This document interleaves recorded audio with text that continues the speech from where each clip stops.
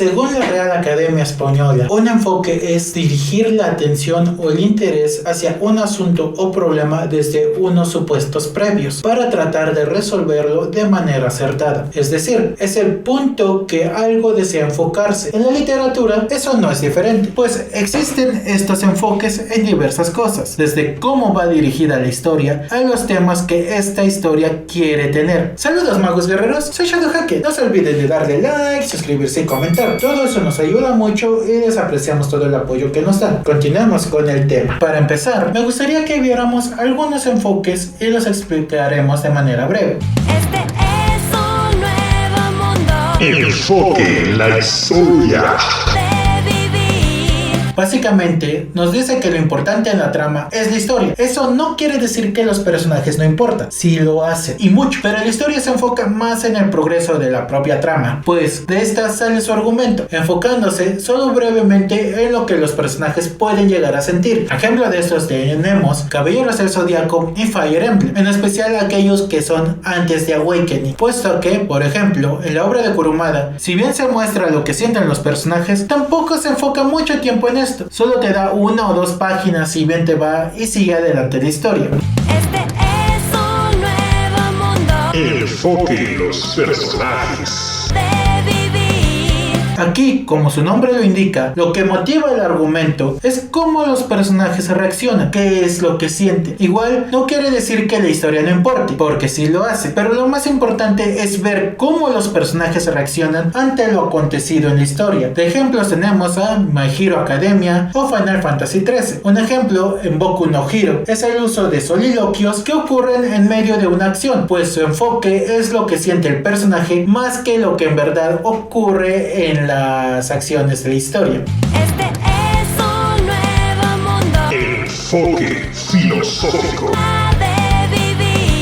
También conocido como enfoque en el mensaje, político, propaganda o como lo quieran llamar. Básicamente son historias donde lo importante a lo que se centra la trama no son ni los personajes ni la historia, sino una lección que el autor desea dar al lector. O sea que todo gira en torno a una lección o un mensaje que se te quiera dar. Ejemplos famosos que encontramos en estos son programas infantiles, sitcoms, incluyendo caricaturas como Los Simpson, Agente de Familia, Padre de Familia, la obra de diálogo sobre los dos máximos sistemas del mundo de Galileo y básicamente muchas obras que se van a lo woke, como dice la chaviza. Ojo, en este último, como en muchas cosas, no es algo inherentemente malo, es una herramienta, pero depende de la persona que las usa y las intenciones de esta para poder darle un calificativo de positivo o negativo. Habiendo dicho eso, quisiera que se pudieran ejemplificar de una mejor manera estos 3 tipos: Caballeros del Zodiaco y el enfoque de la historia. Como llegamos a decir en varios videos, incluyendo el de Saint Seiya Darkwing que pueden ver en el canal, Saint Seiya clásico es una serie que rara vez se detiene, es decir, no dedica mucho tiempo para que nosotros o incluso los personajes digieran lo que pasa, o cuando lo hacen, solo se menciona rápido, pues la trama continúa. Por ejemplo, veamos en el manga, tras derrotar a Ikki, el caballero de Fénix revela que de hecho todos son hijos de Mitsumasa Kido, por lo que todos son medios hermanos, siendo Ikki y Shun hermanos completos. Esto no calzó bien con Seiya y los otros, mas no había tiempo para refunfuñar porque llegaron los de plata, ya que sí, aquí nada de Dócrates y la policía y eso. Tras la lucha con los plateados, la cual llevó a la revelación que la armadura dorada supuestamente es pirata y que los enemigos son los del santuario, Seiya y los otros bronceados se dicen a ellos mismos que como han sangrado tanto tras tanta pelea, seguramente toda la sangre de Mitsumasa ya salió de sus cuerpos, así que están bien. Como pueden ver, en esa acción de unos cuantos capítulos casi no se da mucha importancia al golpe emocional. Más bien, aunque a los personajes les desagrada algo, como la historia no se detiene, simplemente lo dejan pasar, ya como que no les importa tanto luego de agarrarse a golpes con tanto caballero plateado. Además de que en ese lapso la trama continuaba, pues se revelaron detalles sobre el santuario y progreso sobre la armadura de oro, que si bien al final resulta que sí era legítima, en ese momento ese era un punto argumental que incluso se trabajó más adelante en el manga, por lo que, como ven, la historia continúa, y aunque se toma en cuenta las emociones y reacción de los personajes, realmente no se detiene mucho en ello, solo da lo que es necesario para poder acabar ese punto argumental y continuar con la trama. Ahora veamos el siguiente enfoque: Final Fantasy XIII y el enfoque por personajes. Final Fantasy XIII es un juego que la verdad a mí sí me gusta, y Lightning Farron es 100% wife. ¿Quién diría que una Cloud con boobies sería tan ardiente, no?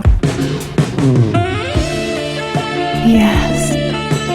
Espera, Cloud con boobies. Mejor no pensemos en eso y separemos. Vemos a la linda Lightning con el Magic Cloud.